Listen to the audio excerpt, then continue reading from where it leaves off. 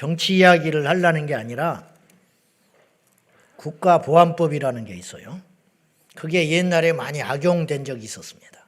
멀쩡한 사람 간첩으로 몰아가지고 심지어는 죽이기도 하고 가지고 세월이 흐르다 보니까 다시 재조명해가지고 억울하게 죽었다. 참 기가 막힌 일이죠.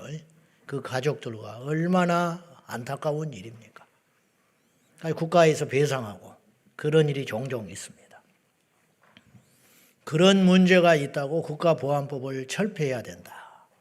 이런 말들이 계속 나오고 지금 어느 선까지 진행이 됐는지 난 잘 모르겠지만 예를 들어서 그래서 저는 보수냐 진보냐를 떠나서 대한민국의 한 평범한 국민으로서 생각이 있다면 그래서 국가보안법을 폐지했다. 그러면 뭘로 간첩을 잡아? 무슨 기준으로 간첩을 잡겠어? 이 사람이 간첩 노릇을 하고 있어. 분명히 간첩 짓을 한 거예요. 근데 법에 없어. 왜? 그것이 없어져 버렸으니까. 자, 그거 문구 몇 구절 없앤 거예요. 근데 나라가 잘못하면 망할 수가 있어. 무슨 말인지 알지요? 이렇게 중요한 거라는 거예요. 국회에서 어떤 법을 만들고 어떤 걸 없애고 어떤 걸 수정한다는 것은 글자 하나가 세상을 바꿔요. 등등 할 때 있죠. 등. 포괄적 차별금지법 안에 등등이라는 말이 자꾸 나와요. 이러이러 해놓고 등등. 포괄적이라는 말이에요. 그 말이. 등등 다 포함한다는 거예요. 그러니까 이거는 귀에 갖다 걸치면 귀걸이고 코에 갖다 걸치면 코걸이 되는 거예요. 그러니까 그런 법을 만들면 안 된다는 거예요. 여러분, 눈에 보이는 위기가 있고 눈에 안 보이는데 더 큰 위기라는 게 있어요. 방사능은 안 보여요. 수류탄보다 수천만 배 무서운 게 방사능이에요. 수류탄은 몇 사람만 죽여요. 불나는 게 무서운 게 아니에요. 불나면 그 일대만 태우고 말고 끄기가 쉬워요. 불이 나니까. 근데 마약은 진짜 무서운 거예요. 마약 중독은. 우리나라가 마약 청정 국가가 아니에요. 제가 무슨 말을 하려고 이렇게 서서를 길게 하냐면 교과과정 개정안을 두고 우리가 모이고 소리를 내고 그랬어요. 너무도 다행스럽게. 그러나 이건 완전한 승리가 아니고 50% 정도의 승리. 그러나 그나마저도 안 했으면 훌딱 넘어갈 뻔한 일인데 절반의 승리를 가져온 것이 있었어요. 이것만 해도 너무 감사한 거예요. 앞으로 넘어야 할 산이 많지만 계속적인 관심 그리고 지속적인 경계심을 통해서 교과서가 무너지면 우리 애들이 다 망가지는 거예요. 이번에 여러분들이 큰 일을 한 거예요. 여러분은 엄동설안에 교회에서 그냥 가자고 그러니까 갔지만 여러분의 한 사람 한 사람의 힘이 모아져 가지고 이 나라의 큰 줄기를 바꾼 것이라고 저는 그렇게 생각해요. 후대에 길게는 한 50년, 짧게는 1, 20년 후에 이 사건을 조명한 날이 올 거예요. 분명히 한 나라의 역사의 줄기라는 것은 막 큰 사건이 바꾸는 게 아니에요. 몇 사람의 어떤 회담, 몇 사람의 협상 이런 것이 확 바뀌어버려요. 자기들도 그렇게 큰일 한 줄을 몰라요. 그거는 저도 그렇고 여러분도 마찬가지예요. 무슨 말인지 알지요? 무심코 누구를 때렸는데 걔가 나중에 대통령감이면 어떡할 거예요? 그냥 모르는 거라는 거예요. 제가 좀 글을 읽어줄게요. 기사에 난 거를. 대통령 산하 국가교육위원회 여기서 의결한 2022년 개정 교육과정 심의본을 두고 교계는 일단 환영하면서도 아직 갈 길이 멀다는 반응을 내놨다. 이게 정확한 표현이에요. 환영하지만 아직 멀었다. 왜냐? 기존의 양성체제를 부정하는 성혁명이나 차별금지법을 구현할 수 있는 일부 성 관련 용어들이 삭제가 됐지만 여전히 교육에 적절하지 않는 용어들이 남아 있어서 기독교 시민단체들은 교육과정 개정 운동을 이어가겠다고 입장을 표현했다. 우리도 그 중에 한 사람이에요. 국교위가 심의본에서 수정하기로 한 주요 내용은 보건 과목의 섹슈얼리티, 용어 삭제, 이건 성이라는 뜻인데 이 말은 굉장히 광범위해요. 그러니까 이런 말들을 자꾸 애들한테 노출시키면 안 돼요. 그러니까 이 말을 삭제했어요. 큰일 한 겁니다. 이거요, 수십만 명을 살린 거야. 지금 우리는 모른다니까, 현재. 얼마나 이게 중요한 일인지. 성적 자기결정권. 원래 성적 자기결정권이라는 말은 성착취, 성폭행에게서 자기를 보호한다는 개념에서 시작한 말이 성적 자기결정권. 강제로 나를 덮치지 마라. 쉽게 말하면 이런 뜻으로 방어적 개념으로 좋게 출발한 단어가 성적 자기결정권. 난 싫다. 당신하고 사랑하기 싫다. 이게 성적 자기결정권이에요. 근데 이 말이 처음에 그렇게 시작했는데 시간이 지나면서 오염돼 버렸어요. 그건 뭐냐? 음란으로 오염돼 버렸어. 그건 뭐냐? 내가 내 마음대로 사용하는데 윤리적으로 욕하지 마라. 이렇게 변한 거예요, 지금. 이 성적 자기결정권이라는 말이. 그래서 이 말은 지금 완전히 나쁜 단어가 돼버렸어요. 그런데 이 말을 성취 기준 또는 성취 기준 해설 등에서 의미를 명확히 제시했어요. 그러니까 여기서 제가 다 말은 못하지만 그렇게 오용되지 않도록 성적 자기결정권을 가르치면서 애들한테 너희들도 성적인 자유가 있다. 소신 있게 너희의 성을 사용할 권리가 있다. 이렇게 가르치지 못하게 해버렸다는 거예요. 이거 굉장히 중요한 결정을 한 거예요. 그래가지고 반대하는 사람이 3명이 뛰쳐나가 버렸어. 이걸 밀어붙이려고 하는 사람들이. 이거는 하나님의 역사예요. 그러니까 여러분들이 잘 몰라. 지금 이게 뭐가 뭔지를 모르는데 이걸 깊이 아는 사람은 굉장히 중요한 결정을 했다고 지금 자축을 하고 있는 상황이에요. 이게 하나님의 역사라고 이야기를 해요. 그러니까 이제 그 밑에다가 이거에 대해서 오용되지 않게 성적 자기결정권이라는 단어를 나쁘게 쓰지, 음란하게 쓰지 못하게 딱 못을 박아놔 버렸다는 거예요. 그걸 문구를 넣어버렸어. 이건 굉장히 중요한 거예요. 그러니까 앞으로 이걸 가지고 딱 기준을 가지고 이제 척척척 이제 우리가 쉽게 말하면 그런 교육을 하는 것에 대해서 제동을 걸 수 있는 근거가 마련됐다는 거예요. 잘 이해가 안 가지요. 지금 실감이 안 나. 이거는 하나님의 역사로밖에 말을 못한다라고 그래요. 지금 아는 사람들은. 교계는 일단 긍정적인 입장이다.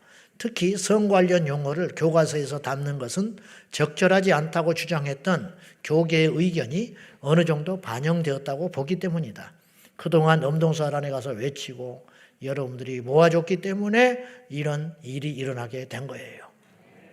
그동안 교계는 성 관련 용어들이 비윤리적인 동성성행위, 성전환행위, 유아 및 미성년 성행위, 낙태 등을 정당화하고 이를 양심, 신앙상 반대하는 행위조차 금지하는 소위 성독재적 용어들로 규정을 했는데 이걸 없애라고 했는데 이것이 없어졌어요. 그래가지고 성평등이라는 말은 누차 말하지만 우리나라는 양성평등을 주장해야지 성평등을 주장하면 안 돼요. 양성평등은 남녀, 두성, 양성에 평등하다. 남녀가 평등하다는 말인데 성평등이라는 말은 성적 취향의 모든 어떤 짓을 하더라도 평등한 대우를 받아야 된다고 하기 때문에 굉장히 나쁜 말이에요. 성평등이라는 말은. 근데 이 성평등이라는 말을 이렇게 바꿨어요. 그 말 자체가 삭제가 됐어. 애들 교과서에서. 그래가지고 성평등이라는 말 대신에 성에 대한 편견을 금한다. 이렇게 나왔어요. 성소수자라는 말도 그렇게 우리가 빼라고 그랬는데 빼줬어. 그리고 성소수자라는 말 대신에 뭐라고 말을 넣냐면 성별 등으로 차별받는 소수자라는 뜻으로 바꿔서 기입을 하게 됐다. 이게 내가 다시 말하지만 아까 국가보안법 이야기를 했는데 문구 하나가 우리나라 미래를 현재를 바꿀 수 있다니까요. 그래서 동성 성행위, 성전환 행위, 유아 및 미성년 성행위, 낙태 등을 정당화하고 이를 양심, 신앙상 반대하는 행위조차 금지하는 성독재적 용어들로 규정해 왔는데 이걸 많이 빼게 됐다. 그러나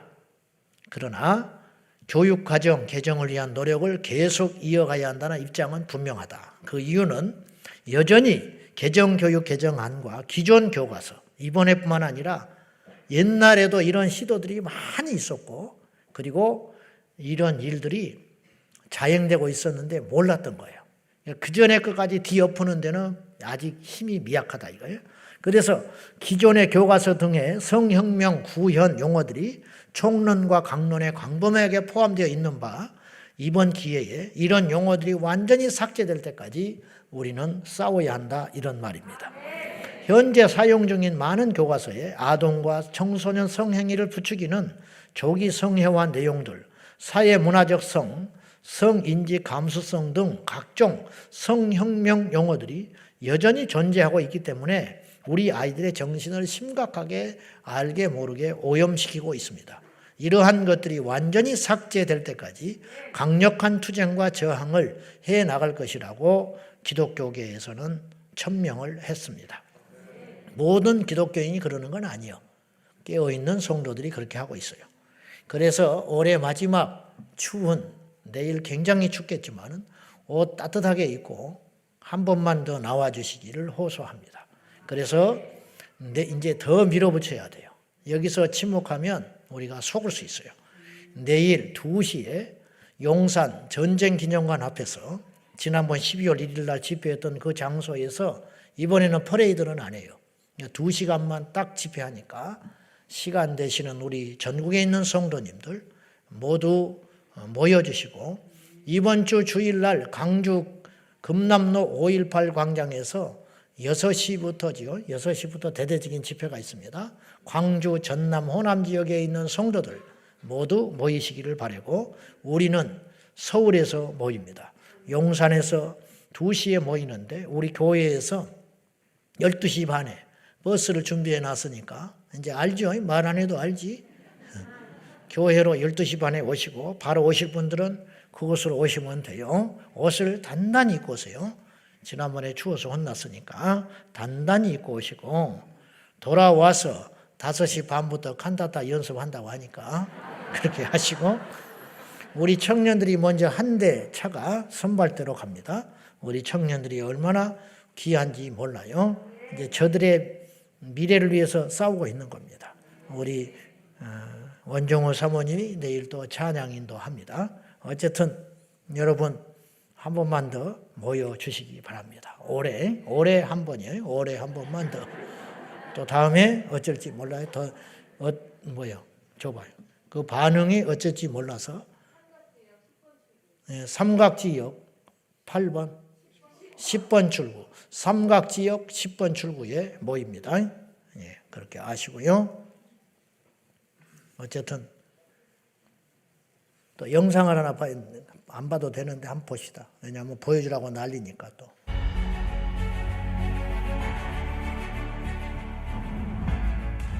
현재 교육과정에 우리 자녀들이 배워서는 안 되는 내용을 넣으려고 하기에 강력하게 반대해야 합니다. 서구에서는 유치원부터 동성애, 성전환 옹호 내용을 가르쳐서 청소년 트랜스젠더가 급증한다고 합니다. 우리나라만큼은 나쁜 것을 가르치지 않도록 강력하게 목소리를 냅시다. 나쁜 교육과정이 만들어지지 않도록 윤석열 대통령께 간절하게 호소합시다. 이슬람이 18쪽, 불교가 6쪽, 기독교는 단 2쪽이 배분됐습니다. 고등학교 고전과 윤리교 가서 보면 불교가 27쪽이 배분됐습니다. 불교의 금강경을 상세하게 수록했는데 기독교는 단 한 줄이 없습니다. 불교 방송을 봤더니 불교계가 이렇게 된 것은 불교 사회연구소를 만들었고 그 가운데 초중고 개편 교과서 연구위원회를 만들어서 교과서 내에 불교 서술 바로잡기 활동을 한 결과다. 훨씬 더 많은 인구도 있고 재정도 있고 전문 인력들이 있는데 우리 자녀들이 무엇을 배웠는지에 대해서 우리는 전략도 없었고 조직이 없었어요. 학교에서 독초를 먹으면 우리 아이들이 성경의 진리를 대적하고 복음의 방해자가 되고 십자가의 원수가 될 수 있습니다. 부모는 자녀가 어떤 교육을 받을지를 우선적으로 선택할 권리가 있다. 교사들에게 말해야 됩니다. 우리 자녀의 교육은 내가 선택한다. 교육부에 대해서 외쳐야 됩니다. 우리 자녀에 대한 교육은 내가 선택한다. 교육부와 교사들은 학부모들에게 어떤 내용을 가르치든지 적극적으로 쉽게 잘 설명할 책임이 있습니다.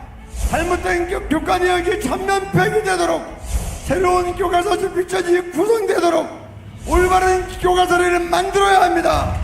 우리 모든 성도 여러분, 아시다시피 2022 교육과정 개정안이 국가교육위원회로 기어이 넘어가고 말았습니다.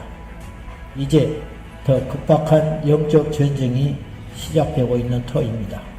이대로 있어서는 안 됩니다. 오셔서 외쳐주십시오. 우리 자녀들을 지키는 데 일조해 주십시오. 침묵하는 것은 역사 속에 죄를 짓는 것입니다. 침묵하는 것은 악한 저들의 계략에 동조하는 것과 같습니다.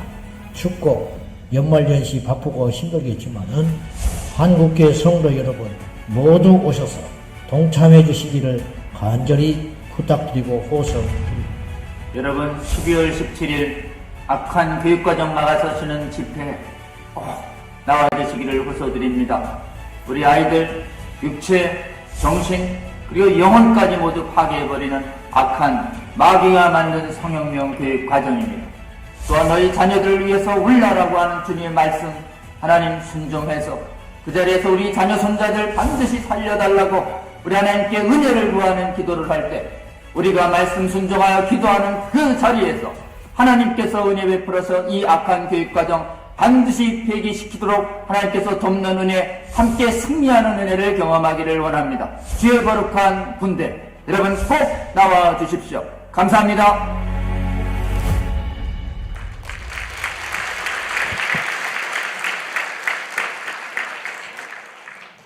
설교 준비 한참 하고 있는데 지금 바로 찍어 보내주라고 그래가지고 핸드폰 이렇게 놓고 찍어버린 거예요. 그러니까 이해하세요. 개심치레 해도. 원래 내가 그런 사람이 아닌데. 우리 조영길 변호사님은 아쉬울 게 하나 없는 사람입니다. 서울법대 나오고 김앤장에서 날렸던 분입니다. 근데 저기에 전부를 걸었습니다. 알고는 가만히 못 있어요. 이상한 게 아닙니다. 극단적인 게 아닙니다. 가만히 있는 게 오히려 이상한 겁니다. 그러니까 절대로 치우친 게 아니니까 제자리를 가고 있는 것이니까 여러분 나중에 하나님 앞에 가면 알 테니까 걱정하지 말고 제가 절대로 치우친 목사가 아니고 아닐 테니까 아시고 여러분이 잘 따라주세요. 지금까지 잘 해주셨으니까. 러시아의 선교사였던 우리 선배님이 있었어요. 10여 년 전에 귀국을 했는데 이분이 러시아가 그분이 예전에 있을 때 얼마나 어려울 때 러시아가 이런 일이 많았대. 차를 밖에다 두면 바퀴를 빼가버려. 아침에 나오면. 어떻게 빼가냐? 밑에다가 벽돌을 개놓고 바퀴를 빼가버리는 거예요. 차를 뜯어가지고 배터리 떼가버리고 그래가지고 차를 차고에 넣어놔야만 되는 거예요. 강도들이 하도 많아가지고 밤에 8, 9시 넘어서 누가 문을 열면 절대 열어주면 안 돼요. 그런 정도의 상황이었는데 그때 이제 이분이 러시아의 선교사로 가 계셨는데 거기서 있었던 일을 저한테 이야기를 하는 거예요. 탈북자들이 지금은 뭐 철수했을지 몰라요. 러시아 벌목공으로 간 거예요. 너무 북한의 경제가 무너지니까 러시아에 돈을 벌러 간 거예요. 근데 이제 탈북자들도 만나서 선교도 하고 그 사람들이 생활하는 걸 듣는 거예요. 거기서 목숨 걸고 돈을 벌어가지고 북한에 들여보내 주는 거야. 거지 나라에. 근데 영하 50도, 60도로 가요. 시베리아 벌판에 벌목공들이 그러면 어떻게 이제 벌목을 하느냐 그 이야기를 해주는 거예요. 옷을 두껍게 입고 추우니까 두껍게 입고 나가서 일을 하다 보면 그 사람 얼어 죽는다는 거예요. 왜냐? 땀이 차잖아. 움직이면. 땀이 차니까 그 땀에 그 땀이 그 즉시 얼어붙어 가지고 칼날이 돼서 죽인다는 거예요. 몸에 피부를 해친다는 거예요. 그러면 일은 해야겠고 영하 50도 60도에 일은 해야겠고 그럼 어떻게 하냐 그랬더니 실내에서 팬티만 입고 옷을 다 벗고 신발만 신고 양말에 신발만 신고 팬티만 입고 막 뛴대요. 실내에서. 워밍업을 해. 몸을 좀 달고 한 10여 분 몸을 달군 다음에 그대로 나가. 50도 60도에 나가서 계속 움직이는 거야. 벌목공이니까 계속 움직이잖아. 그러면 동상에 안 걸린다는 거야. 옷을 입으면 동상 걸린다는 거예요. 내가 그 말을 듣고 어이도 없었고 일리가 있다 그랬어요. 그렇구나. 계속 움직여야 돼. 움직이지 않으면 얼어붙는 거예요. 옷을 입고 움직이면 동상 걸려. 그러니까 벗어 제친 채 그 시베리아 50도 60도 영하 그 기온에 찬바람을 맞으면서 나무를 자르고 나무를 옮기고 벌목공 생활. 그리고 들어오면 이제 다시 씻고 몸을 이렇게 추스린다는 거예요. 예수를 믿으면서 자꾸 은혜만 받고 교회에 와서 아무것도 하는 일이 없이 왔다만 갔다 하면 성인병 걸려요. 움직여야 살아요. 움직여야 동상 안 걸리는 거예요. 우리날 이 시대에 오늘날 교회들이 이렇게 약한 이유가 너무 놀고 먹는 사람이 많은 거예요. 교회 안에. 사역을 안 해. 당뇨병 걸리는 거예요. 영양은 과다했지. 그러니까 그 과다한 영양이 어디로 가느냐? 쓸데없는 데로 가는 거예요. 내부적으로 싸워요. 두세 명만 모이면 험담하고 잡담하고 회의 아니라고 싸우고 외부의 적들과 맞서 싸울 생각은 안 하고 안에서 쓸데없는 계속 그런 일을 하는 거예요. 왜냐? 에너지가 잘못된 방향으로 가고 있다는 거예요. 제가 무슨 말씀을 드리려고 하느냐? 우리 교회 모든 성도는 사역을 하나씩 하라고 제가 그랬어요. 교회 일꾼이 없어서 그러는 게 아니에요. 여러분이 가만히 있으면 죽는다니까요. 교회 와서 예배 딱 따먹고 아무것도 남는 게 없어요. 내가 분명히 장담할 수 있어요. 은혜를 받았으면 움직여라 이 말이에요. 믿음이 있으면 움직여서 에너지를 쓰고 하나님의 일을 세우고 복음을 전하고 교회를 세우고 영혼을 살필 적에 우리의 믿음이 건강해지고 강해진다는 사실을 여러분 꼭 잊지 말고. 근데 이제 주님의 일을 하다 보면 성가시죠. 힘들어요. 부딪혀야 되고 억울한 일을 만나야 하고 속상한 일을 만나야 하고 그러나 그것이 신앙 건강, 영적 건강에 굉장히 좋다. 오늘날 현대 그리스도인들이 구경꾼이 너무 많다. 군중들이 너무 많아요. 그래서 교회가 힘이 없는 거예요. 귀신을 못 쫓아. 병을 못 고쳐. 세상과 맞서 싸울 능력이 없는 거예요. 그래 동성애니 뭐니 별 소리가 나와도 힘이 있어야 모이지. 몇천 명, 몇만 명씩 모이는데 가자 그러면 안 와.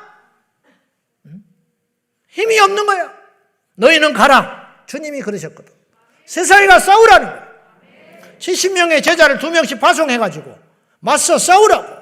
음부의 권세와 싸우고 악한 귀신과 싸우고 불의한 일들과 싸우라고. 그렇게 말씀하셨는데 세상에 나가서 우리가 뭔가를 해야 세상에서 빛이 되고 소금도 되는데 교회 안에서 있으니까 교회에서 불 밝히고 교회 안에서 소금 녹아뜨리고 있는 거예요. 아무것도 필요가 없는 거예요. 아무것도. 기능을 못하기도 하지만 나가지를 않으니까. 여러분 이 사역에 동참하셔서 일꾼이 없어서 여러분을 부르는 게 아니야. 교회는 돌아가요. 모르드게가 에스더에게 그랬어. 네가 가만히 있어도 우리는 다른 데로 말미암아 구원받는다. 그러나 너와 내 집은 망하는 줄 알아라. 하나님 앞에 갔을 때 뭘로 이야기를 하려고 그래? 너 뭐 하다 왔냐? 뭐 하다 왔냐? 할 말이 있어야 할 거 아니야. 할 말이. 할 말이 있는 인생 되기를 바랍니다. 할 말이 있는 인생. 오늘 기도에 대해서 너는 부르짖으라 시리즈 3번째 시간인데 응답이 없는 기도는 그러면 할 필요가 없는가? 결론적으로 그렇지 않다. 지금 그걸 이야기하는 거예요. 유정옥 사모님이 말하지 않아도 들리는 소리라는 책을 쓰셨어요. 그 제목만 보면 딱 알아. 말하지 않는데 어떻게 들려. 근데 사람은 말만 해야 전해지는 건 아니에요. 말이 중요한 언어가 중요한 의사 전달의 수단이기는 하지만 눈빛도 말일 수 있고 손짓도 말일 수 있고 오히려 말을 하지 않는 것도 말일 수 있어요. 말을 안 하고 가만히 있다. 그러면 그 말은 내가 화났다라는 말보다 더 강력한 메시지야. 말을 안 해버리고 있는 거. 여러분 예배당 끝나고 나갈 때 제가 딱 여러분의 얼굴만 보면 눈초리만 보면 알아요. 모를 것 같지요. 과장된 것 같지요. 그렇지 않아. 눈빛만 봐도 알아. 저분이 어떻구나. 영적 상태가 이렇겠구나. 문제가 있구나. 병이 들었구나. 충만하구나. 요새 괜찮겠구나. 눈빛이 다 똑같은 눈빛인데 우리 신체 중에 아주 작은 부분인데 이 눈빛 하나가 굉장히 많은 메시지를 던져준다는 거예요. 어느 때는 말보다 더 강력한 메시지를 줄 때가 있다는 거죠. 말하지 않아도 소리가 나갈 수가 있어요. 그런 것처럼 우리가 응답을 받지 않아도 기도는 기도로서의 엄청난 가치가 있다는 걸 아셔야 돼요. 예수님이 제자들의 발을 씻겼어요. 엄청난 메시지예요. 묵묵히 발을 씻겼어요. 이거는 맨날 몇 시간을 강의한 것보다 훨씬 더 강력한 메시지. 예수님같이 귀한 분이 발을 씻으려면 무릎 꿇어야 돼요. 뻣뻣이 서서 못 치잖아. 자기를 낮추시고 하나님의 아들이 낮추셔서 신체 부위 중에 가장 더러운 발. 그래서 주인도 발을 안 씻겨요. 종들이 차지야, 종들. 손님이 오면 종들이 물 가지고 와서 발 씻겨주는 게 유대의 전통이라고. 근데 그 귀하신 주님이 무릎을 꿇고 천하디 천한 제자들의 발을 씻겼다. 두말할 필요 없어요. 이게 뭘 말하시냐 이 말이에요. 너희도 이렇게 겸손해라. 너희도 이렇게 낮은 자에 가서 섬겨라. 10,000마디의 말보다 강력한 메시지가 그 주님의 말씀 행위 속에 있더라 이 말이죠. 오늘 본문은 예수님의 기도가 거절당하는 이야기예요. 예수님은 스스로도 고백하셨지만 주님께서 하늘에 계신 아버지 주님께서 이 땅에 오신 주님의 기도를 외면하신 적이 한 번도 없었어요. 자, 요한복음 11장 42절에서 주님께서 나사로를 고치시기 전에 이렇게 고백을 해요. 다 같이 시작. 내가 알았나이다. 그러나 이 말씀하옵는 것은 둘러선 무리를 위함이니 곧 아버지께서 나를 보내신 것을 그들로 믿게 하려 함이니라. 항상 내 기도를 지금까지 다 들어주셨다는 거예요. 아버지 하나님이. 지금까지 내 말을 항상 들으신 줄 알고 감사합니다. 그런데 내가 이 자리에 서서 다시 이 기도를 드리는 것은 내 기도를 외면할 것을 걱정해서 내가 드리는 게 아니고 사정하는 게 아니고 어차피 하나님은 다 들어주시지만 내가 이렇게 기도함으로 저들이 나의 기도를 하나님이 들어주심으로 인하여 내가 누구인지 이 믿지 않는 무리들로 하여금 알게 하려고 제가 이 기도를 드리나이다. 이렇게 말하시는 거예요. 항상 모든 기도에 응답하셨던 하나님 아버지께서 아들이 가장 위급할 때, 하나님의 아들이 위급한다는 것 자체도 모순이지만 우리 때문에 가장 중요할 때 그때 아버지 하나님은 침묵하셨어요. 그러면 그 기도를 들어주지 아니하신 것은 주님께서 외면하신 것이냐 아니면 예수님이 하신 기도가 헛된 것이냐? 결코 그렇지 않다. 예수님의 기도 중에 절정의 기도는 겟세마네 기도예요. 우리가 다 알지요? 땅에 엎드려 땀방울이 떨어지는 핏방울 되듯이. 근데 되듯이라는 말도 아닌 것이 핏방울이 됐대요, 실제로. 실제로 의사들이 하는 말은 너무 스트레스를 받고 힘을 짜내서 기도를 하면 이 핏줄이 피부 속에 있는 모세혈관이 터져버린다. 그래서 우리 신체 중에 제일 약한 모세혈관이 눈동자에 있는 모세혈관. 그래서 무리하면 눈이 뻘겋게 되는 거야. 뻘겋게. 그러니까 눈은 거의 피투성이로 터져버렸을 것이고 우리 주님은 그래서 피눈물이 나는 거지. 눈물에 피가 섞여서 흘러내린다. 얼마나 몰입을 하고 애를 쓰셔서 피눈물도 흘렸었을 것 같고 이것이 너무 심하니까 피부에 모세혈관이 터져버렸을 거라고 이야기를 해요. 학자들은. 그래서 그런 과장, 땀이 핏방울 정도가 될 때까지 기도했다는 정도가 아니고 실제로 땀 속에 피가 섞여서 흘렀을 것이다. 이렇게 이야기할 정도로 예수님은 모든 진액을 쏟아부어서 겟세마네 동산에서 최후의 기도를 들으셨다고요. 그렇게 힘쓰지 않고 기도하셔도 주님의 말씀처럼 항상 응답해 주셨어요. 근데 그런 최절정의 애통의 기도를 드렸음에도 불구하고 왜 하나님은 침묵하시는 거야? 그러면 그 겟세마네의 기도는 의미가 없는 것인가? 하는 것이에요. 오늘 여러분이 이 자리에 오셨어요. 아파서 오신 분도 있고 문제가 있어서 오신 분도 있고 또 하나님 앞에 뭔가를 조르고 애통하여 힘으로 돈으로 시간으로 사람으로 해결이 안 되니까 여러분이 오는 사람들도 있습니다. 저도 그런 기도를 드릴 때가 많아요. 저도. 어떻게 우리가 이 세상에 거대한 물줄기를 바꾸겠습니까? 우리가 국회의원이 있습니까? 우리가 대통령이 있습니까? 우리가 무슨 헌법재판소 소장이긴 합니까? 우리에게 권력이 있습니까? 힘이 있습니까? 돈이 있습니까? 그래서 우리는 뭘 하느냐? 하나님께 기도하는 것뿐이잖아요. 저도 그래서 기도를 하는 거예요. 너무 못하는 게 많으니까. 답답한 일이 많으니까. 안 되는 일이 너무 많으니까. 힘든 일이 너무 많으니까. 하나님께 살아가신 이 사명의 길을 걸어갈 적에 내 힘으로 할 수 없는 일이 날마다 생기니까 해볼 수가 없어서 하나님께 기도하는 것뿐이죠. 그래서 우리가 온 거예요.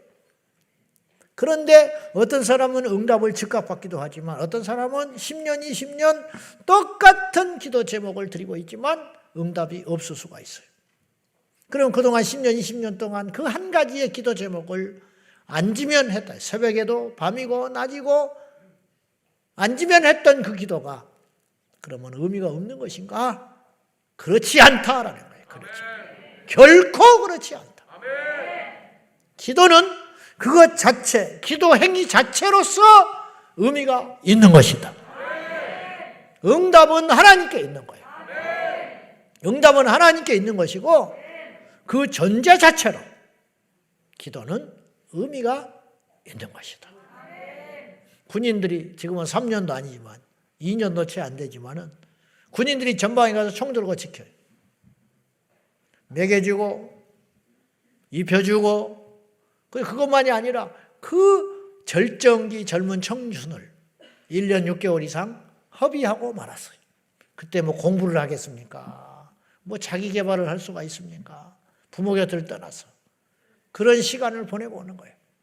근데 1년 6개월이 지난 다음에 나올 때 어마어마한 돈을 손해보고 나온 거예요.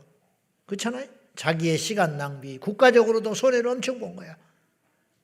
그동안 먹이고 재워주고 입혀주고 했으니까. 그러면 의미가 없는가? 1년 6개월은 결코 그렇지 않다. 의미 없어 보이는 1년 6개월의 시간 보초가 총을 들고 졸기도 하고 엉망으로 버텨서기도 하고 때로는 총도 풀어놓기도 하고 그래 봤겠지만 그들이 서 있었기 때문에 이 나라가 안전한 거예요. 없었다면 결과적으로는 낭비인 것처럼 보이고 결과적으로는 의미 없는 시간인 것처럼 보이고 결과적으로는 아무것도 아닌 세월을 청춘을 보낸 것 같지만 그들이 전방에서 총을 들고 인생을 허비해 줬기 때문에 이 나라가 안전할 수 있었던 것처럼 응답이 없는 기도인 것 같았지만 우리가 그 숱한 시간들을 하나님께 나와서 엎드려 기도하고 울고 애통하며 간구했기 때문에 오늘 우리가 이 자리에 있는 거예요. 이제 그건 모르는 거지 우리가. 그러므로 의미 없는 기도는 하나도 없다. 오늘 37절 봐요. 자, 시작. 베드로와 세베대의 두 아들을 데리고 가실새 고민하고 슬퍼. 주님이 고민하고 슬퍼했다 말 다 한 거예요. 우리는 뭐 날마다 고민하니까. 네? 그잖아요? 우리는 날마다 슬퍼하니까. 날마다 속상해하니까. 그러나 주님이 고민하시고 슬퍼하셨다는 말이 오늘 본문에 있어요. 주님이 고민하셨다는 건 진짜 큰 고민이에요. 주님이 낭망하고 슬퍼하셨다는 거예요. 말할 것도 없이 이런 중차대한 시점에 우리 주님은 왜 아들 예수 그리스도의 기도를 듣지 않으셨는가?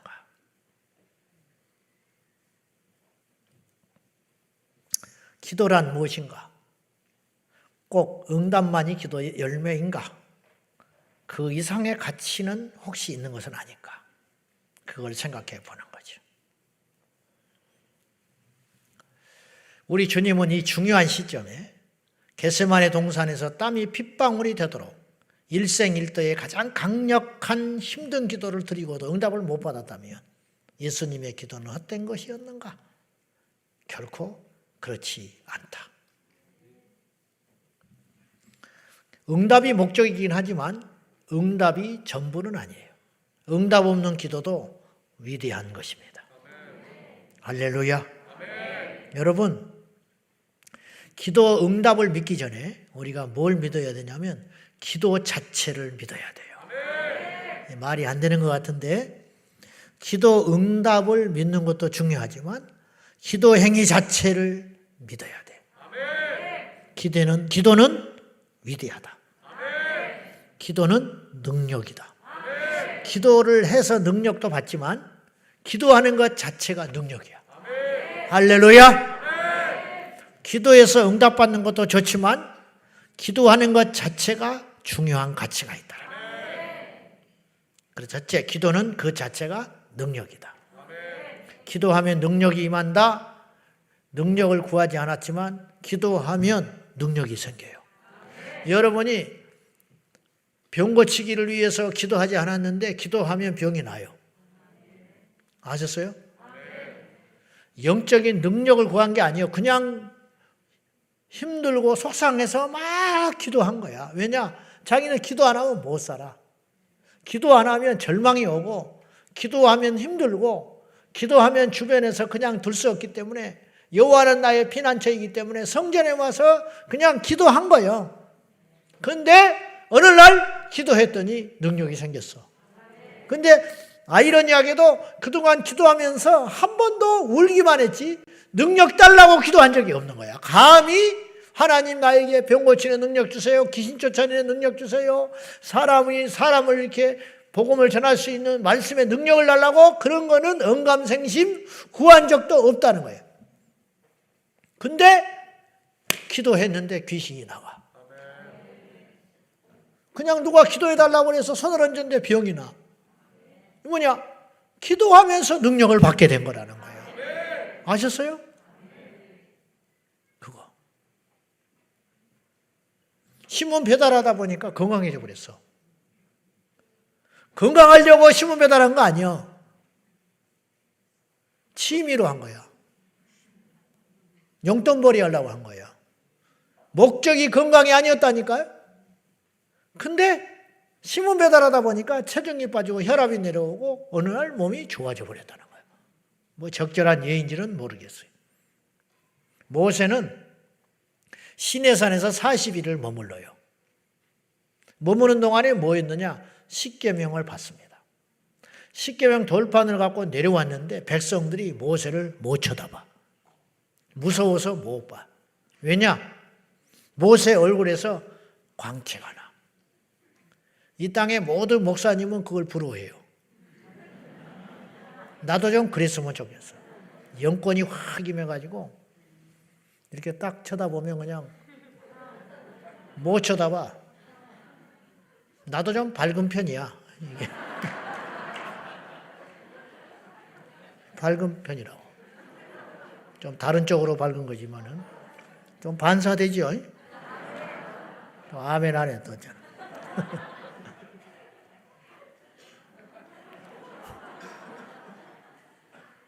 어디 갔더니 너무 이게 반사된다고 화장을 해야 된다고 그러더라고. 방송국에 갔더니 욕을 해버리려다가 나도. 어쨌든지 간에 화장품이 많이 들죠, 나라에. 그런데 모세가 시내산에서 내려올 때 백성들이 모세를 똑바로 못 쳐다봤어요. 그 얼굴에서 빛이 나고 있었어요. 가지고 수건으로 가려요. 수건으로. 무서워서 못 쳐다봐. 그러면 모세가 40일 동안 하나님과 대면하여 있으면서 주님, 이제 내가 내려가서 이스라엘 백성들을 꼼짝없이 사로잡으려니까 얼굴에 광채를 주십시오. 그랬을까? 그러지 않았겠죠. 상식적으로. 40일 동안요, 모세는 먹지도 않고 마시지도 않았어요. 그러면 상식적으로 40일 여러 먹지 않고 마시지 않으면 깨째째하고요, 살이 쭉 빠지고요, 보면 불쌍해 보이지 무섭게 안 보여. 40일 금식하고 온 사람이 불쌍해 보이지 무서워 보이겠어? 아이고 어떻게 거지같이 그렇게 보이지. 살이 쫙 빠져버리는데. 내가 40일 금식한 사람들 여러 봤거든요. 얼굴에 살은 30일 정도 넘으면 빠져요. 다른 살은 이제 미리 빠지고 얼굴 살은 제일 나중에 빠져요. 그래가지고 나중에 이 껍질이 해골처럼 살같이 이 뼈에 딱 붙기 시작해요. 그러면 딱 해골 바가지에 이 피부 얹어준 거, 그런 것처럼 윤곽이 선명해져요. 해골처럼. 무슨 말인지 알아요? 눈은 툭 튀어나오고. 무섭습니까? 그런 얼굴이 두려워요? 모세는 그런데 40일을 온전히 물도 마시지 않고 금식을 온전히 했는데 그의 얼굴에서 광채가 났다. 이게 있을 수 있는 일이냐 이 말이에요. 주님의 은혜를 받으니까, 주님을 뵙고 오니까 모세가 얼굴이 광채가 났다는 거예요. 날려고 해서 난 게 아니고, 그렇듯이 기도하면 하나님께서 우리에게 능력이 되어주신다는 거예요. 그러니까 응답만이 응답이 아니라는 거예요. 기도는 그것 자체로 응답이요, 가치가 있다. 그런 뜻이에요. 자, 기도하는 그리스도인은 첫째는 능력이 있고요. 기도하는 사람은 능력이 있어요. 영권이 있어요. 영역이 생겨요. 할렐루야. 학벌이 문제가 아니라 옛날 목사님들이 그렇게 무서웠던 이유는 기도했기 때문이에요. 여러분 박사학위 받았다고 무서워합니까? 성도들이 우리 목사님은 서울대학교 나왔고 박사학위를 받았으니까 무서워하냐? 조금 생각은 나지. 아, 저 목사님은 똑똑해. 그 정도지. 그러나 존경은 그걸로 생기는 게 아니에요. 영적인 힘은 그것이 도움이 안 되는 거예요. 전혀 도움이 안 돼. 바울이 오늘로 치면 최고의 학부를 나왔는데 그것 때문에 귀신이 나간 게 아니에요. 그것 때문에 복음 전해진 게 아니에요. 로마 시민권이 있다고 해서 바울이 복음 전파에 효과적인 것은 하나도 없었어요. 오직 하나님의 능력으로 되는 거예요. 그래서 바울은 애써서 십자가와 오직 예수만 전하기 위해서 몸부림을 쳤어요. 왜? 그것이 능력의 원천인 걸 안 거야.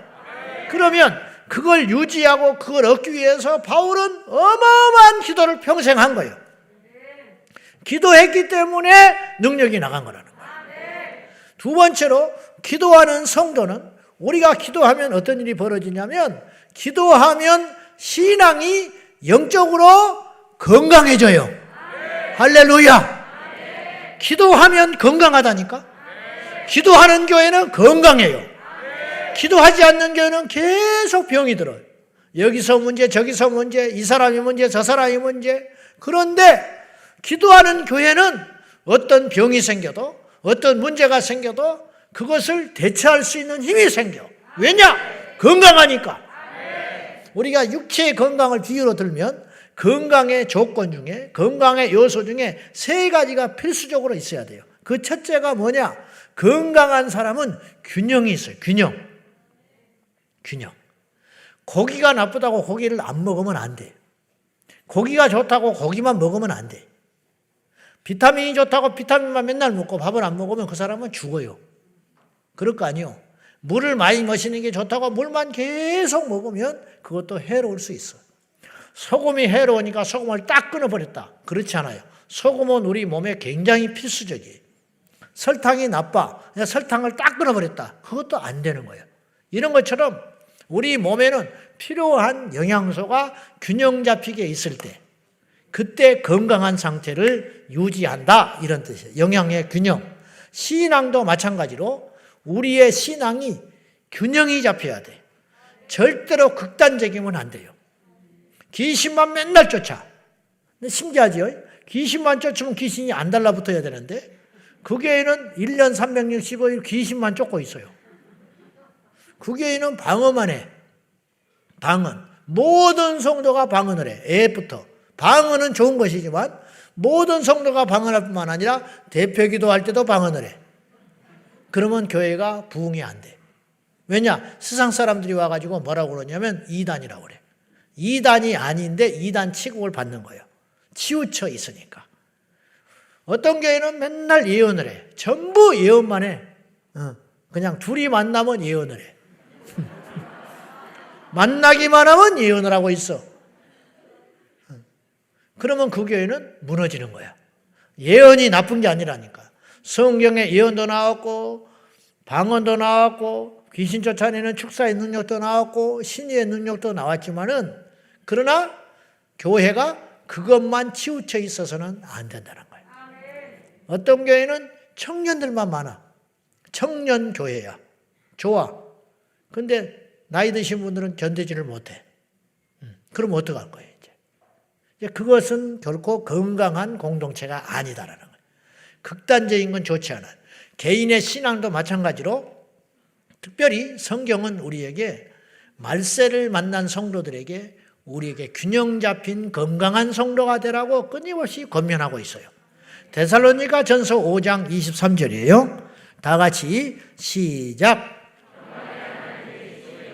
온전히 거룩하게 하시고 또 너희의 혼과 몸이 우리 주 예수 그리스도께서 강림하실 때에 흠없게 보존되기를 원하노라. 얼마나 성경은 놀라운 책입니까? 왜냐? 모든 것에 흠이 없기를 원한다. 영과 혼과 몸이 흠이 없어야 된다. 영은 건강한데 혼이 건강하지는 못하다. 그건 신앙에 건강하지 않다. 어떤 사람은 예수 믿고 극단적인 사람이 있어요. 뭐냐? 세상의 책을 안 봐버린다는 거예요. 그러니까 성경만 본다는 거야. 세상 물정을 몰라, 이 사람은. 그러면 어떤 일이 벌어지느냐? 힘이 없어. 세상에 영향력이 없는 거예요.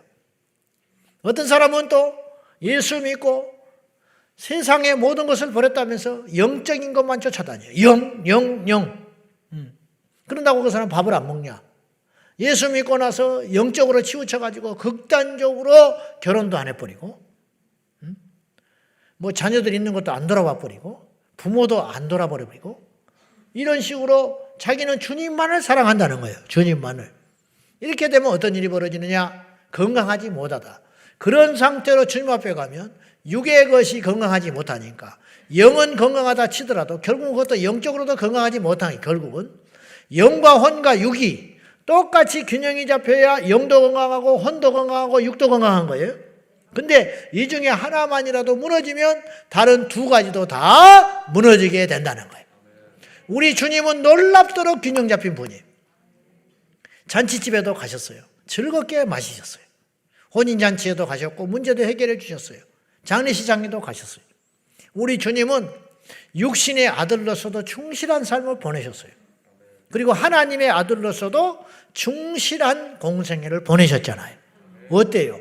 우리 주님은 누구를 만나더라도, 그러니까 주님을 만날 때 두려움이 없는 거야. 이게 굉장히 중요하다는 거예요. 예수님을 만났을 때 두려움이 없어. 그러니까 어린아이도 가서 안기는 거야. 나 같으면 오겠어? 막 눈이 부리부리 해가지고. 한번 봐요. 예수님이 얼마나 편안한 분이었냐 이 말이에요. 만만하다는 분이 아니라 편안하셨다. 아이들이 가면 안기는 거야, 안기는 거. 제자들이 오지고 하면 아이들을 못 오게 말렸을까? 근데 주님께서 그걸 가지고 그렇게 하지 말라고 하셨어요. 주님은 수고하고 무거운 짐자들아 다 내게로 오라. 주님은 주님만큼 영적인 분이 어디가 있어요? 우리가 아무리 기도를 하고 신령하다고 주님을 앞설 수 있겠어?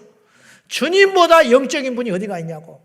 그런 주님께서 창기와 세리들과 함께 음식을 먹었다? 그러면 타락한 거냐? 그렇게 생각하지 마라 이 말이에요. 균형 잡힌 분이셨다. 그렇다고 해서 그분이 죄가 없으신 분이기 당연하지만은 그 죄를 허용한다든지 그 죄를 용납하셨냐? 절대로 그렇지 않지요. 그러므로 우리 주님의 이 균형 잡히심, 감히 우리는 상상도 할 수 없고 따라갈 수도 없지만 그걸 쫓아가야 한다 이런 뜻이에요.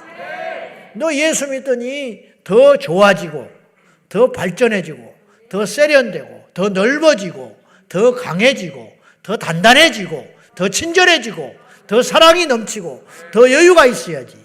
어떻게든지 예수 믿는 그냥 세상에 온갖 근심은 다 짊어지고 앉아가지고 교회 가더니 대인관계 다 끊어져 버렸지. 집에서 틀어박혀서 나오지도 않고 성경책만 보고 앉아 자빠져 있지. 이런 말 하지 말라고 그랬는데 성경만 읽고 계시지. 막 텔레비 보고 있으면 와서 속으로 뒤에 앉아가지고 중얼중얼 막 뭐하냐고 그러면 마귀가 물러가라 마귀가 물러가라. 막 텔레비 보는 우리를 막 정죄해버리고 막 그래 자식들이 오면 막 전부 도망가버리라. 왔다 그러고 도망가버려. 어느 세월에 전도하냐고. 뭐 영향력이 있어야 전도를 하지요. 영향력이 있어야. 나는 예수 믿으니까 결혼식에 안 간다는 거야. 세상 결혼식이라고. 그래가지고 무슨 수로 전도를 하냐고. 그거는 건강하지 못하다라는 뜻이에요. 근데 진짜 기도를 하면, 진짜 제대로 기도를 하면 성령께서 다 나를 다듬어 주시기 때문에 그 사람이 영적으로 균형 잡힌 건강한 신앙이 된다. 할렐루야. 우리 사랑하는 제자광성교회 성도 여러분, 괴상한 사람 되면 안 돼요. 평범하되 깊은 사람, 사랑이 있는 사람, 그리고 뭔가 따뜻한 사람이 되어야지. 예수 믿더니 잔인해지고 몰인정해지고 누가 옆에서 죽어나간다고 그래도 눈 하나 깜짝 안 하고 천국 간다고 그러고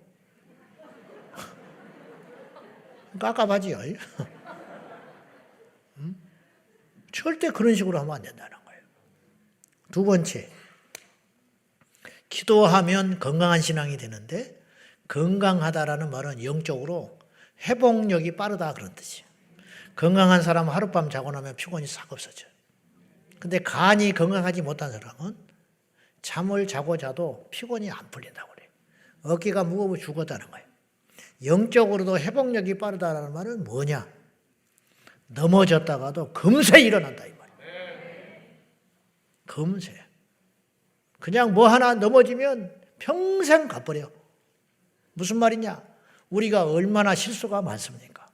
우리가 다 얼마나 부족함이 많습니까? 그런데 그것 때문에 앞으로 전지를 못하는 거야. 어제 피곤한 거 날 한 번 세면 그냥 한 달은 누워 있어야 돼. 날 한 번 센 걸 가지고. 누가 이렇게 교회에 오다가 네 머리가 왜 그래? 그러면 이제 교회를 못 와버리네. 그 소리 듣고. 응? 머리를 어디서 했냐고 그런 소리 들어버리면 교회를 못 와버려요. 응? 이게 뭐냐? 회복이 안 되는 거야. 어? 그래? 내 머리 이상해? 보니까 이상하게 생겼어. 그럼 어떻게 생각하냐? 그래봤자 한 달이면 되잖아. 머리 나잖아. 이상해도 좀 많았으면 좋겠어 제발.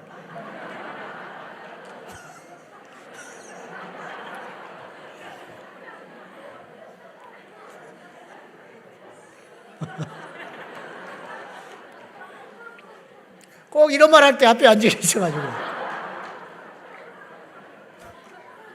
집사님 보고 한 거 아니에요? 그래도 우리 집사님이 좋아요, 제가. 너무 좋아.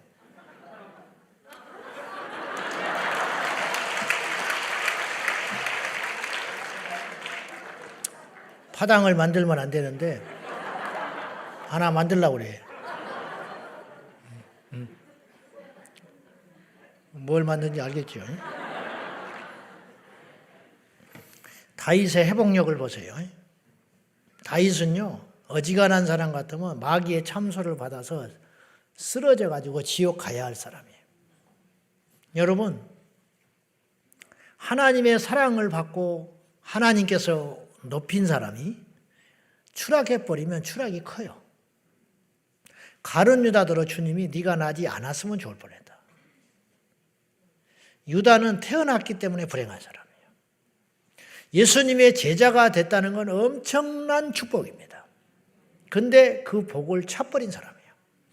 사울은 왕이 안 됐으면 그 지경이 안 돼요. 하나님의 선택을 받아서 왕이 됐기 때문에 사울의 마지막은 비참했어요. 다윗도 그 길로 갈 뻔한 거예요. 그죠? 하나님이 다윗을 얼마나 사랑했는지 내 마음에 합한 자라 그랬어요. 그 자기도 한때 그런 고백을 했어. 내가 누구이간데 이런 자리에 있냐는 거야. 성소에 들어가서 자기도 알아. 벌벌 없는 목동의 자식으로 막내 아들로 아무것도 아닌데 내가 어떻게 이 자리에 있냐는 거야. 그랬던 다윗이 하나님의 은혜를 순간 망각하고 무너져 버렸어요. 간접살인했죠. 간음했죠. 그리고 나단 앞에 책망을 들었습니다. 그리고 신하들이 다 알고 백성들이 다 알게 됐어요. 어떻게 알게 되냐? 자기 불륜의 씨앗으로 태어난 자식이 여호와께서 쳐버림으로. 나단이 그랬거든요. 당신의 아들이 죽을 것이다. 하나님께서 당신의 회개했기 때문에 죄는 용서하지만 그 죄의 씨앗인 그 자식은 여호와께서 쳐서 죽이신다. 무섭지요. 하나님이요, 무서우려면 이렇게 무서운 거예요. 하나님은 모든 걸 갖고 계셔요. 한쪽에는 천국, 한쪽에는 지옥을 갖고 계신 분이야. 이해됩니까? 하나님은 한쪽에 천국을 오른손으로 쥐고 계시고 왼쪽에는 지옥을 쥐고 계신 분이라고. 이것만 생각하면 안 돼요. 이것만 생각해도 안 되고. 다윗이 그 책망을 받고 꼬꾸라져 가지고 그 아들을 살려달라고 하나님께 간절하게 엎드려서 기도를 합니다. 금식을 하면서 기도를 합니다. 엎드려서 하나님 앞에 엎드려서 기도를 하니까 신하들이 가서 이렇게 세웠어요. 안 일어나. 일어나지를 않아. 아마 다윗은 하나님이 죽이신다고 했지만 하나님 앞에 간절히 회개하면서 하나님의 마음을 바꿔볼 기도를 하고 있는 거예요. 그래서 살려주기 전까지는 안 일어나 버리라고 작정을 한 거예요. 자지도 않고 먹지도 않고 마시지도 않고 엎드려서 신하들이 이렇게 세우려니까 안 일어나 버렸어. 얼마나 땅에 굳어버렸는지. 그러니까 뭐하러 그런 짓을 하냐고. 그런 죄를 누가 지으래? 이렇게 무서운 거예요. 죄는 다 잃어버리고 마는 거예요. 죄는 달콤하나 그 결과는 지옥에 불같이 무서운 거예요. 우리가 다 경험했지 않소? 근데 마침내 아들이 죽습니다. 신하들이 가서 말하기를 꺼려해요. 왜냐? 살아있을 때도 저 지경이셨는데 죽었다 하면 이제 기절해버린다. 심장마비로 죽게 생겼다. 누가 가서 말을 하겠냐. 수근수근 하니까 다윗이 그 말을 들었어. 일어납니다. 씻습니다. 그리고 음식을 가져오라 합니다. 신하들이 놀랬습니다. 왕이요, 살아 계실 때도 당신은 식음을 전폐하고 엎드려 계셨잖아요. 근데 죽었다니까요 지금. 근데 왜 식사를 하십니까? 그때 다윗이 기가 막힌 말을 합니다. 사무엘하 12장 20절과 23절입니다. 다 같이 시작.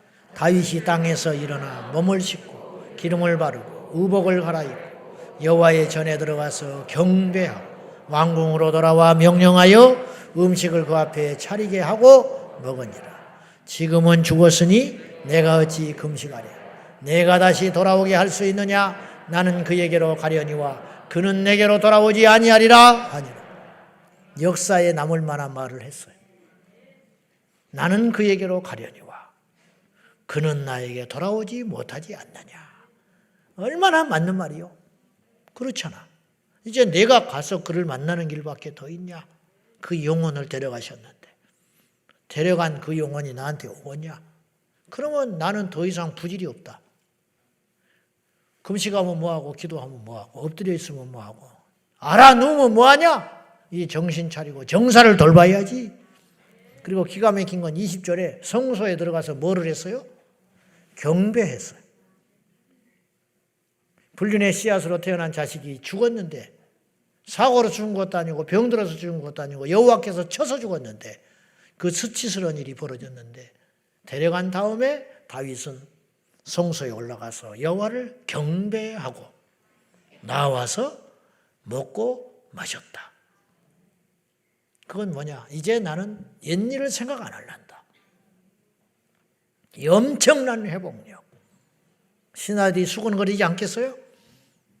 자기 양심에 얼마나 찔리고 네가 그러고도 인간이냐? 네가 그러고도 하나님의 사람이냐? 네가 그러고도 무슨 통치를 할 수 있냐고 마귀가 들러붙어서 얼마나 참소했겠습니까? 그리스도 예수 안에 있는 자에게는 결코 정죄함이 없나니 죄와 사망의 법에서 나를 해방하였습니다. 저도 설교를 죽을 때가 얼마나 많은데 죽순 걸 생각하면 한 번도 설교 못해. 앞으로 못해. 무서워서 못하는 거예요. 뭐 어떻게 맨날 밥을 먹어 죽도 먹고 그러는 것이지. 그래 안 그래? 내가 일주일에 설교를 몇 번이나 하는데 밖에 나가서 얼마나 많이 하고. 옛날에 시카고에 가서 설교를 했더니 설교를 한 3시간 해버렸어요. 시계가 없어가지고. 나는 1시간 한 줄 알았다니까 진짜. 지난번에 또 어디 에스더 운동본부 갔더니 거기도 시계가 없대 호텔에. 그래서 내가 그 이야기를 했어. 그때 앞에 앞분 앉은 분이 아이패드로 딱 시계를 만들어가지고 야, 참 고마운 건지 얄미운 건지. 그러니까 설교 길게 하면 너 죽어 그 소리야. 거기 가서 설교를 딱 하고 났더니 어떤 젊은 애가 유튜브에서 다 들은 설교야 그러는 거야. 이런 싹수 없이 유튜브에서 다 들었다는 거야. 그럼 그 소리가 그 소리지. 내가 뭐 집회 가서 뭔 특별한 소리 하고 왔어. 제일 중요한 설교하지. 그 다음날 또 집회해야 되거든요. 그럼 어떻게 해? 나도 신경 안 써 나는. 그러더니 말든지. 들을 사람은 들으니까. 그럼 뭐하러 부르래? 그렇잖아. 뭐하러 불러 그러면. 유튜브나 듣고 있지. 뭐 내 뭐 특별한 소리 하겠어? 특별한 새로운 이야기는 여기서만 하는 거야. 여기서는 반복을 못하지요. 그렇지 않겠어? 여러분 가수가 어디 초대받았어. 새로 발표한 노래 부르겠어? 제일 히트친 노래 부르지. 조용필 씨를 여기를 부르면 무슨 노래 부르겠어? 돌아와요 부산항에 부르지. 뭐 신곡 발표하겠어? 그래 안 그래? 뭐 그거지 뭐. 그냥 그렇게 하는 거야. 안 들으란 말고. 다윗이 하나님 앞에 일어나요. 욕해라. 한번 생각해 보십시오. 성경에 자세히 없지만 눈빛이 달라지지 않았겠어 신하들이? 봤을 때 이렇게 안 쳐다보겠어? 아이고 역겨운 놈. 응? 그렇게 안 볼 것 같아요? 어디 지방에 순시 나가면 고개 숙이고 있다가 이렇게 치켜들면서 이렇게 뭐 어떻게 쳐다보겠어? 옛날하고 다르지 눈치가. 자기 아내 자기 자식들한테는 어떻게 얼굴을 볼 건데. 성경이 없지만 그것이 현실이에요. 그러나 다윗은 일어나요. 제가 말했어요. 요새 자주 하는 말이 있어요. 믿음 있는 사람이 버티는 게 아니고 버틴 사람이 믿음이 있는 거라고. 맞으면 철은 더가 강해지는 거예요. 진짜 믿음은 환란이 오면 더 주님께 쫓아나오는 거예요. 예수님께 나왔던 사람은 전부 문제투성. 등 따시고 배부르고 먹고 살만한데 뭐하러 예수님을 찾겠어? 사복음서에 예수님께 뛰쳐나온 인생들을 보라고. 니고데모 영적으로 허해가지고 죽겠는 거야. 잠도 못 자고. 그러니까 예수님께 찾아온 거야. 삭개오, 돈은 다 쥐고 있지만은 살 수가 없어. 이게 무슨 의미가 있냐? 짐승하고 다를 바 없다. 그래서 뽕나무에 올라가는 거야. 12해를 혈류병을 앓는 여인, 예수님 뒷 옷자락이라도 잡아야겠다고. 가나안 여인, 딸이 귀신 들려서 헤매고 다니는데 말이 그렇지 그거를 무슨 수로. 그래서 예수님께 온 거예요. 그러니까 주님 만나는 거예요. 등 따시고 배부른 우리가 이 자리에 뭐하러 왔겠어. 근데 이것이 은혜다. 이것 때문에 우리가 천국 가고, 이것 때문에 성령 받고, 이것 때문에 거듭나게 되고, 이것 때문에 오만하지 않고 겸손하고, 상처를 받을지언정 상처 주지 않는 것. 약하니까 내 문제도 죽겠는데 어떻게 남한테 자랑을 할 수 있겠어. 내 자식도 못 키워서 죽겠는데 남의 자식 잘 키우라는 소리를 무슨 소리 하냐고. 그래 안 그래요? 내가 아파 죽겠는데 남한테 콩나라 판나라 소리를 어떻게 하냐고. 그래서 더 좋은 거라고. 세상 사람들이 볼 때는 이해할 수 없지만 그거 몇십 년만 버티면 그것 때문에 우리는 좁은 문을 가고 그것 때문에 천국 가는 거라니까. 할렐루야. 이게 복이요. 하나님이 하시는 일을 몰라요. 우리가 이 작은 머리를 어떻게 알아. 그러나 한 가지 분명한 것은 그는 우리보다 오르시다는 거예요. 틀림없어.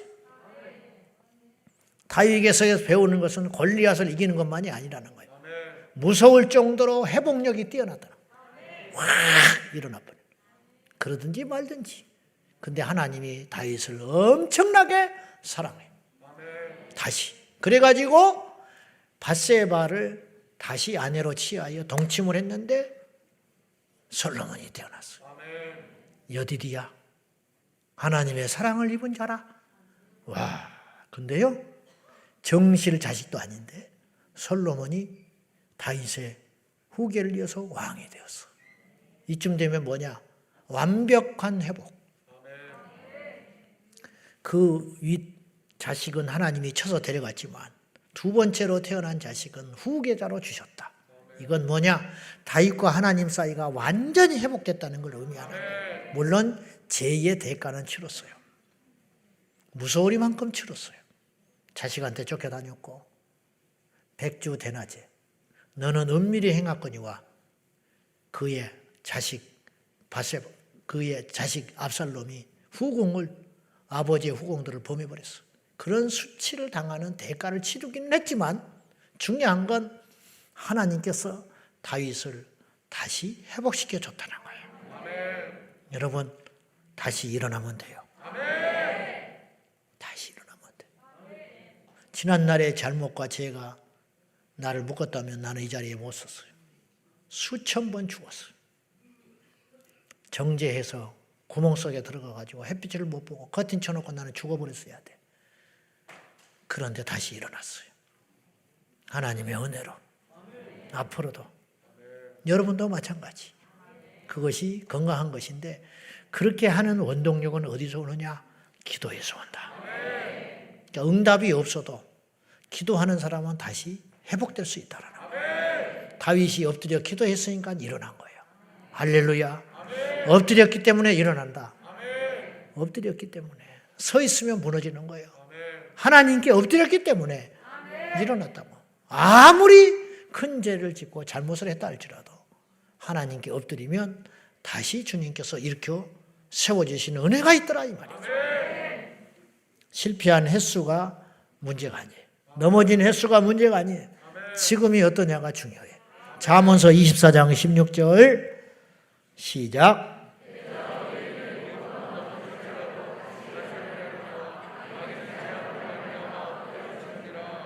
대저 의인은 안 넘어지는다고 하지 않았어요. 7번 넘어질지라도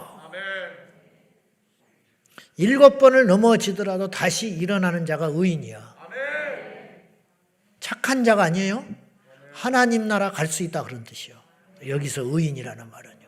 알았죠? 예수님의 의의를 입은 사람. 하나님의 용서를 받은 자는 7번 넘어져도 일어나면 돼요. 다윗이 일어났잖아요. 모세가 일어났잖아요. 베드로가 일어났잖아요. 바울이 일어났어요. 바울이 지난날에 정죄에 사로잡혔으면 절대로 사도 못 돼요. 바울이 죽인 사람이 얼마나 많은데, 바울이 지옥 보낸 사람이 얼마나 많은데, 그렇잖아요. 바울이 협박하고 고발하고 재판에 넘겨가지고 믿음 버리고 파산한 사람이 얼마나 있지 않겠어? 물론 하나님의 예정 가운데 있었겠지만, 근데 바울은 끝까지 뻔뻔하게 살아남아가지고 자기는 예수의 사람이 됐어. 이게 사람은 이해를 못해요. 나쁜 놈이라 하고 뻔뻔하다 하고. 고재봉이 5명을 도끼로 때려 죽였어. 그러나 그는 구원받았어. 무슨 수로 이걸 해석하냐고. 그걸 우리 생각으로는 말할 수 없는 거예요. 그러나 하나님의 나라는 이것이 통한 거예요. 하나님의 나라는 어떡할 거예요? 고재봉이가 죽여서 지옥 갔었어요. 그 사람들이 안 믿었으면 지옥 갔잖아. 죽여서 지옥 가버렸잖아. 지옥 갈 사람을 죽인 거지. 좀 죄송한 표현이지만. 영적으로 정확히 말하면. 믿었다면 모르지만. 근데 고재봉은 회개해서 천국 갔어. 그러니까 사람들이 복음을 이해를 못해. 그래서 교회를 욕하는 거야. 그따위가 어디가 있냐고. 하나님, 그들이 믿는 하나님이 그러냐고. 그런 하나님이라면 어떡할 건데? 응? 그런 하나님이라면 어떡할 거냐고, 우리가. 그렇다신데, 그러시다는데. 우리는 그렇게 자신 있냐고. 우리도 다 죄인이라. 근데 하나님이 우리를 포기하지 않으셔서 우리가 버티니까 일어날 시간이 오는 거야. 버티세요? 7번 넘어지고 70번 넘어져도 괜찮아. 한 번만 일어나 있으면 돼. 의인은 7번 넘어질지라도 다시 일어나려니와 악인은 그렇지 않다. 그렇지 않다는 말은 뭐예요? 한 번을 넘어지더라도 한 번 넘어짐으로 그냥 끝장나버리는 것이 악인이라는 거예요. 일어나세요? 일어나야 돼. 왜 안 일어나?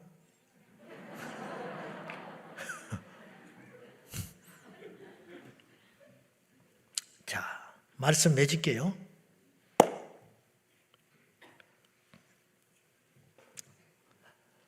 한 가지만 더 하고 마칠게요. 건강한 신앙은 기도 없이는 불가능한데 건강하다는 증거는 바로 힘이 있다는 거예요.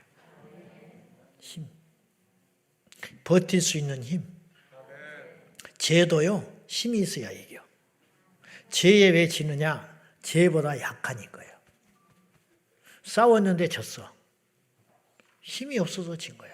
러시아가 우크라이나를 금방 이겨버렸잖아. 한 달도 못 갔어. 얼씨구 지금 심각해요. 다 태가겠어. 지금 무기가 다 떨어졌대. 이제 겁이 나는 게 핵을 만질까 봐 걱정인 거야. 핵만 남은 거야. 지금 러시아가 얼마나 심각하냐면 뉴스에 나오는 걸 보니까 이 실탄이 없어가지고 북한에서 가져갔대. 이란에서 가져갔나.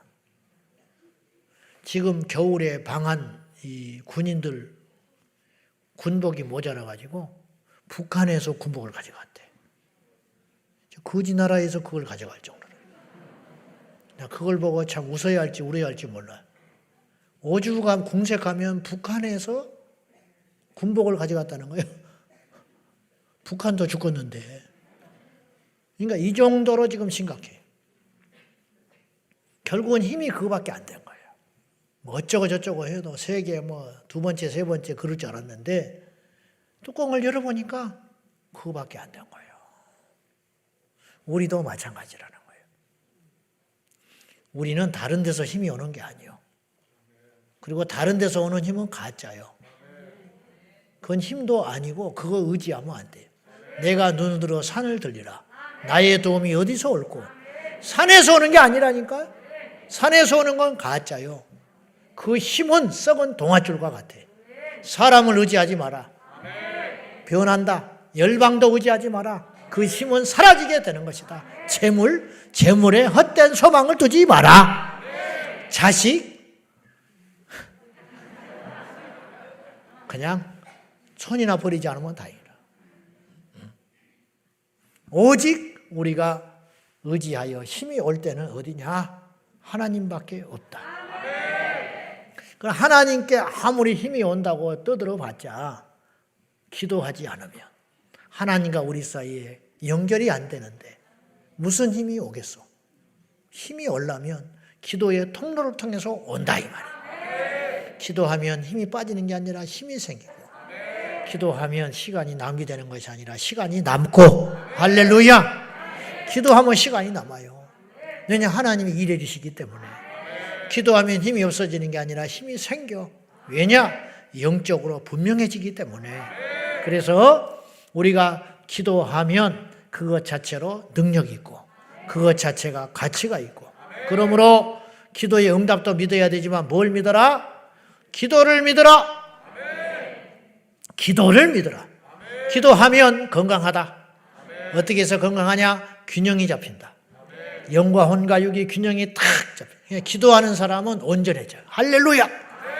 기도가 없으면 균형이 안 맞아가지고 삐뚤삐뚤 부딪히고 망가지고 쓰러지고. 기도하면 균형 잡혀요. 모든 사람과 더불어 화평함과 거룩함을 쫓을 수 있어. 기도하면 회복력이 빠르다. 건강한 사람은 벌떡벌떡 일어나는 거예요. 건강한 사람은 피곤해도 한숨 자고 나면 그 자리에서 또, 그래서 아이들은 회복력이 빨라. 그냥 뛰어놀고도 그 다음날 한숨 자고 일어나면 또 뛰어다닌다. 그래서 회복력이 뛰어나다. 기도하는 신앙은 건강하여 힘이 있다. 힘이 있어야 세상을 이기죠. 힘이 있어야 마귀를 이기죠. 힘이 있어야 죄를 이기죠. 힘이 있어야 내 자아를 이기죠. 할렐루야. 이런 승리자가 되셔서 응답도 중요하지만 응답보다도 중요한 기도 자체의 비밀을 깨닫고 우리 모두가 이 소중한 기도, 이 기도를 사랑하는 여러분 되시기 바랍니다. 기도를 즐기는 여러분 되시기를 바랍니다. 기도를 기뻐하는 우리가 되십시다. 할렐루야. 이래도 기도가 짐입니까? 아닙니다. 기도는 일생일대의 축복인 것입니다. 기도는 놀라운 비밀인 것입니다. 기도는 능력의 원천이 됩니다. 기도는 하늘의 문을 여는 열쇠가 되는 것입니다. 우리 모두 이 기도를 쉬지 말고 승리하는, 날마다 승리하는 저와 여러분이 되시기를 예수님의 이름으로 축원합니다. 할렐루야. 기도하겠습니다. 이 시간에 기도할 적에 하나님 아버지, 우리에게 기도의 가치를 일러주셔서 감사합니다. 구슬이 서말이라도 깨어야 되듯이 기도가 아무리 중요하고 귀하고 복된 것이라 할지라도 기도하지 않으면 그 기도의 비밀이 열리지 않을 것이고 기도의 능력이 내 것이 아닐 것이니 주여 기도하게 하여 주십시오. 아는 것으로 끝나지 아니하고 기도의 불을 받게 하여 주시옵소서. 이 밤에 우리에게 기도의 불을 내려 달라고, 기도의 눈이 뜨게 해달라고 다 같이 기도를 사모하면서 간절한 마음으로 기도하겠습니다.